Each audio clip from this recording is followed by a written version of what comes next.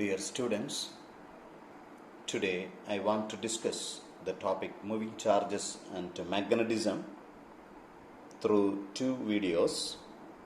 So now, and before coming to the topic, keep in mind, we can wait minimum 3 questions for the coming NEET and maybe more than 4 questions for key entrance exam. We can wait minimum 1 question for JEE Main. So here, at first, you know the term, the magnetic field or magnetic flux density or magnetic field induction. And keep in mind, it is expressed in terms of a Tesla in SI system or a Weber per meter square. And keep in mind, its CGS unit is Gauss. And keep in mind, 1 Tesla take the value as 10 raised to 4 Gauss. The dimension as ml raised to 0, 2 raised to minus 2, ampere raised to minus 1. At the beginning, we have to give importance to the measurement of magnetic field due to the current carrying conductors. We have to use the 2 important laws for that, the Biot-Savart Law and Ampere-Circuit Law. If our aim is to find the contribution from a small element, we have to use the Biot-Savart Law, but it is with a highly symmetrical contribution. You have to use the Ampere-Circuit Law. So at first we can move with the Biot-Savart Law. So a current carrying conductor, we have to consider a small current element. And we are treating a current element I into dl is a vector quantity with the unit as ampere meter. So what is the contribution at a particular point P at a separation R, making an angle theta with respect to the current element?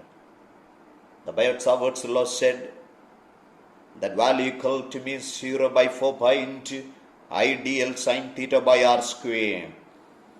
We can express that Biot-Savart Law in vector form by taking the direction of that r. If you just multiply with r vector, then you have to divide with r cube. It is very important. So r square become r cube. So we can just take the cross product.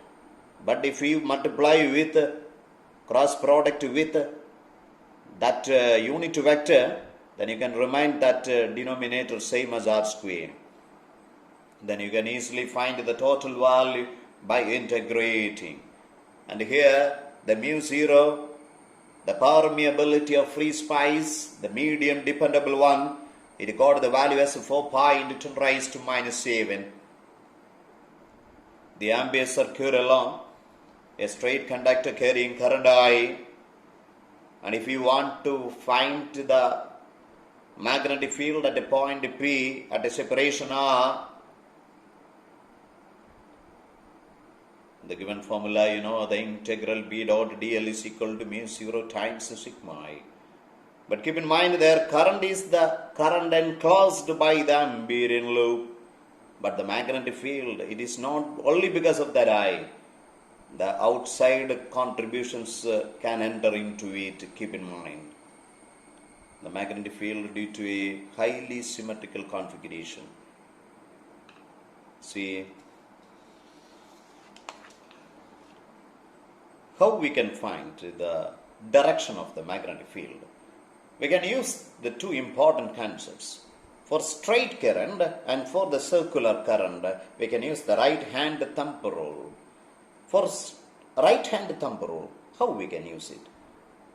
So at first, you just take the first 3 fingers of the right hand in the mutually perpendicular direction. Okay, so here we have to use the thumb direction. That is the direction of current. The curling of the fingers, so that will give the field lines. It is very important. So the first case in the upward direction, so the curling of the fingers, it will give the direction of the magnetic field. So when we view from the top, you get the picture like this one. It is very important. So the anti-clockwise pattern. And here the current is in the downward direction, and it will give that clockwise pattern. So you should know it is very, very important. But we are with a circular current. So then it changes. So the curling of the fingers become the current and thumb will indicate the magnetic field. So look the picture. It is very important. Very, very important. So now the application of Biot-Savart Law. For a conductor, so current carrying conductor, we have to find the magnetic field at the point P at a perpendicular separation R. So with respect to the end two points, so it's a maximum angle of alpha and beta. Then at the point P, the magnetic field is equal to the mu 0 by 4 pi into I by R into sine alpha plus sine beta. So you should know what I mean by alpha and beta. So you should know what is the direction of the contribution. By using the Biot-Savart law, we can say it is inward. That inward is marked as this one. But if it is an infinitely long conductor, the alpha and beta take the value of pi by 2. So the contribution becomes mu 0 by 4 pi into 2I by R into the direction. So it is a very important concept. But if a point is at any one of the nth point, then alpha becomes 0 and beta becomes pi by 2, and hence the contribution becomes like that. Look the variation of B with R. Even for the infinitely long one, we can say like this one. And keep in mind, if P lies along the conductor, so along this point or this point, we can say the alpha equal to beta equal to 180. So the magnetic field becomes 0. Look the case of a conductor with a finite length L, and suppose the point is at the perpendicular bisector. Their alpha equal to beta, and the sine alpha become L by 2. By this distance, it is nothing but equal to root of L by 2 square plus this gap R square. So by using, you get the answer. And this formula, it is a very, very important concept. The magnetic field due to a current carrying arc. And suppose that arc makes an angle theta with respect to its center, we can find the value as mu 0 by 4 pi into I by R into the angle subtended. If it is a pure circle, then we can say as mu 0 by 4 pi into I by R into 2 pi. So now the next one, the magnetic field, the circular coil. What is the magnetic field at a separation x along its axial point? And keep in mind, its contribution is along the axis, along this direction. The magnetic field at a separation x is given as is equal to the magnetic field equal to mu 0 by 4 pi into 2 pi n I R square by R. BP is equal to mu 0 by 4 pi into 2 pi n I R square by R square plus S square, the whole raised to 3 by 2. Here n is the number of turns. But keep in mind, when x is equal to 0, it reduces to the form of a single current going at the center. Look the variation for this one with respect to separation. This is the curve, but at two positions A and A dash, and there the curve become, there is no curvature. The point of curvature change or the point of zero curvature, and is called the point of inflection, A and A dash, and are at a separation x is equal to R by 2 plus or minus. It is a very important concept to keep in mind.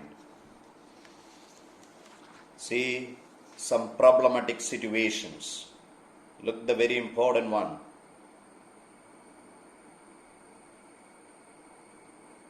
So here the two circular current contributions along the same direction, we have to find the magnitude at the point O. So both the current got the same. So for the magnetic field got the same contribution. But a circular, you know the formula is mu 0 by 4 pi into I by R into the total angle 2 pi. So here the current is I1, the radius is R1, and hence for the second one, so you just take the answer. But the case is entirely different. Here the two coils are placed perpendicularly. So if you just analyze what is the B1, so here you change the current contributions as B1 as say B1 and B2 with the current as I2, So you just using the right hand thumb rule for B1, yes, the contribution is in the upward direction. For the B1, for the first conductor, the magnetic field is in the upward direction. For the second one, that is along this conductor, this B2. So, but B1 and B2 are in mutually perpendicular, and hence the resultant become root of B1 square plus B2 square. Look here, a circular conductor, two straight conductors. So we can just divide the contributions into three parts, 1, 2, 3. But for one, it is an end point. At a separation, it's a radius. Therefore, the contribution becomes mu 0 by 4 pi into I by R in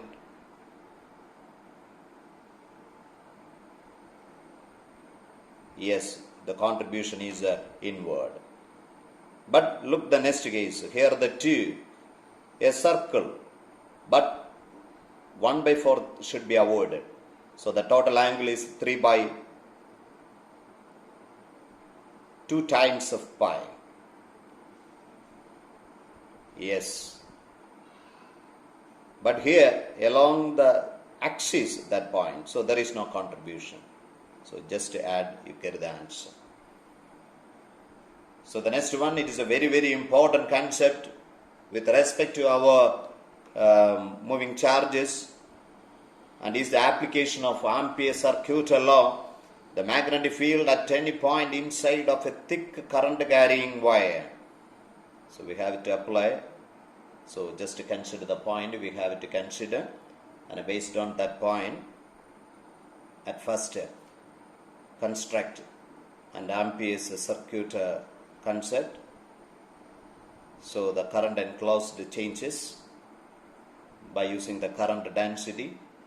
At any point inside, the magnetic field becomes mu 0 by 4 pi into the 2I by R square into R. So the magnetic field at any point inside is directly proportional to R. But outside, the same case is proportional to 1 by R. So the variation is like this one. But the case is entirely different for a hollow tube. There is no current there, so there is no magnetic field there, and hence the curve like this one. It's a very important concept. See the solenoid. The solenoid, an insulated wire wound in a hollow cylindrical non-conducting wire. If a small n take the value as a capital number of turns per unit length, then with respect to the point inside, that point makes an angle alpha and beta with respect to the end point, then we can write the magnetic field at any point inside is mu 0 by 4 pi into a good formula, mu 0 by 4 pi into 2 pi ni into sin alpha plus sin beta. But if it is an infinite solenoid, alpha and beta, but take the value as pi by 2, you get the value as mu 0 ni, and keep in mind, in order to form uniform field, the middle point of the solenoid we can use. But at any point, an end point, the magnetic field contribution becomes half. So look the curve, the variation of magnetic field with the distance at the end points, we are with the by 2 value with respect to the center. The toroid, the ring-shaped closed solenoid, keep in mind the magnetic field only in the inside space. So, but the open spaces got the zero values, keep in mind. At any point inside, the value is mu 0 ni, inside the core. Look, the very important concept, the force on a charged particle in a magnetic field. The very important concept, the force to take the value as Q into V cross B, or F is equal to QVB sin theta. The direction of force. And if we have to use the Fleming's left hand rule, stretch the first 3 fingers in mutually perpendicular direction, and keep in mind the center finger for current, the forefinger for field, and the thumb for the force. So this is the concept. So keep in mind the center finger for current, the forefinger for field, the thumb will indicate the force acting on the charged particle. Look the concept here. The trajectory of a charged particle we have to discuss the three important concepts when theta equal to 0 or 180. The force F is equal to QB sine theta becomes 0, and hence it forms a straight line path. But keep in mind, if the velocity is 0, it is anti-flatted, there is no effect on it, but it moves a straight line path when theta equal to 0 or 180. But when theta equal to 90 degree, and keep in mind, with the help of Fleming's left hand rule, it will undergo a circular path. But when other angles, if it is projected at an angle theta with respect to the magnetic field direction other than any other angles, and that velocity can be split into two components, so one becomes the parallel to the magnetic field, it will give the linear movement, and the perpendicular component will give the circular motion, and the particle follow a helical path. So keep in mind, when theta equal to 0 or 180, a straight line, theta equal to 90 degree, a circle, and theta equal to other angles, it will go a helical path. See, the centripetal force, the responsible for the circular motion, is contributed by the magnetic force. So from that you get the very important concept, or take the value as mv by qb. So the linear momentum by qb. The linear momentum can be expressed in terms of the kinetic energy as root 2 mk by qb. Keep in mind the time period, the frequency, the time period as 2 pi m by qb, or frequency as qb by 2 pi m, are independent of the speed of the charged particle. And keep in mind again, it is a uniform circular motion. The work done should equal to 0. That means the kinetic energy is a constant for a circular motion. Very, very important. Look, the helical path, the radius.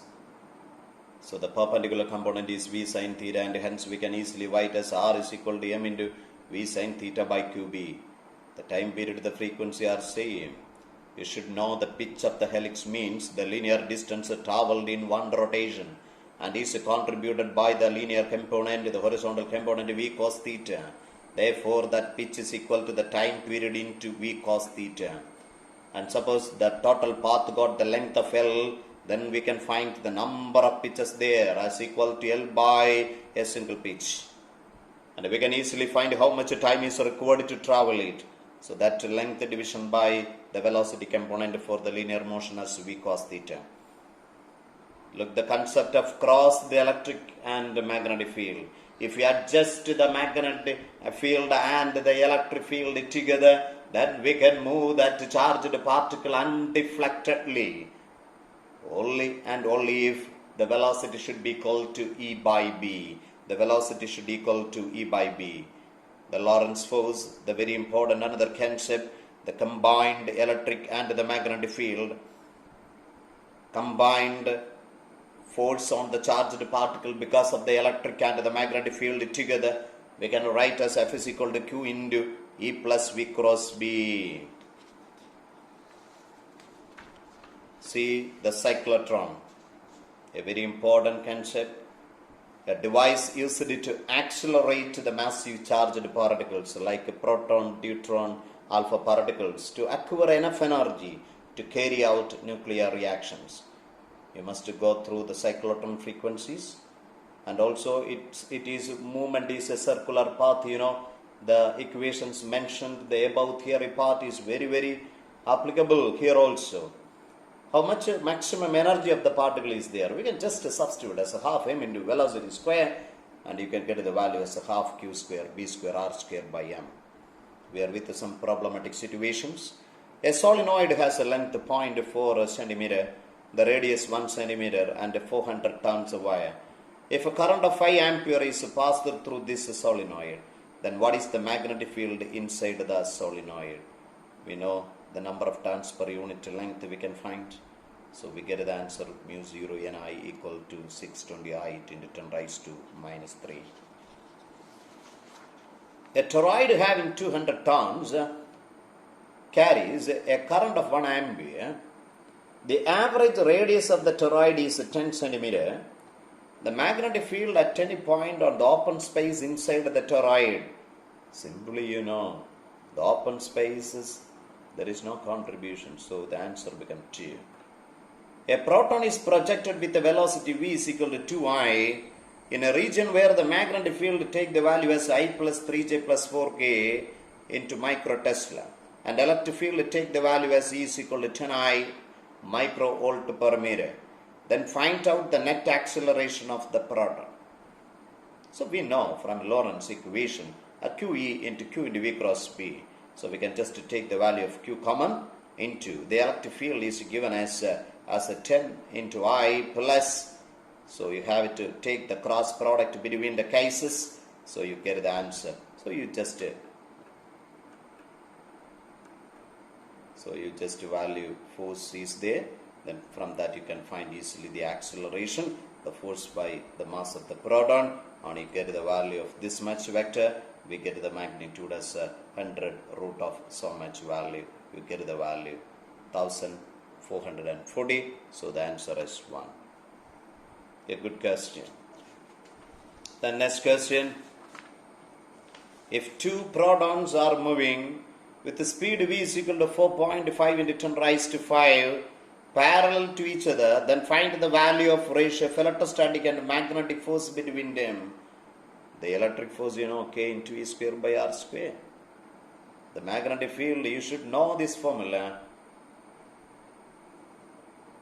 How we can find the magnetic field due to the other movement? And hence we can easily find this relation. Very important. The magnetic field produced due to the moving of a proton with a speed v, we can easily find as mu 0 by 4 by n ev by r square. That formula is very important one. Then you can just substitute and you get the value Fm and Fe. So you can just divide the two. You get the answer. By just substituting, you get the value as a 4.4 into 10 raised to 5. An electron is moving in a circular path under the influence of a transverse magnetic field of 3.57 into 10 raised to minus 2 Tesla. If the value of E by m is 1.76 into 10 raised to 11 coulomb per kilogram, the frequency of revolution of the electron is. So simply you can substitute the value here. The charge by mass ratio is given. You get the answer. Look, the magnetic field acting on a charged particle of charge minus 2 microcoulomb in a magnetic field of 2t acting in y direction. When the particle velocity is so much, you can use simply the equation Q into V cross B. By substituting, you get the correct direction answer as 8 Newton long minus is a direction. A very long straight wire carries a current I. At the instant when a charge plus Q at point P has a velocity V as shown, the force on the charge is. By using this formula, you get the answer. And you can find the force acting on it along Y. So students, go through the questions carefully and it will really help for your entrance examination. So try to do maximum problems. God bless you. Take care.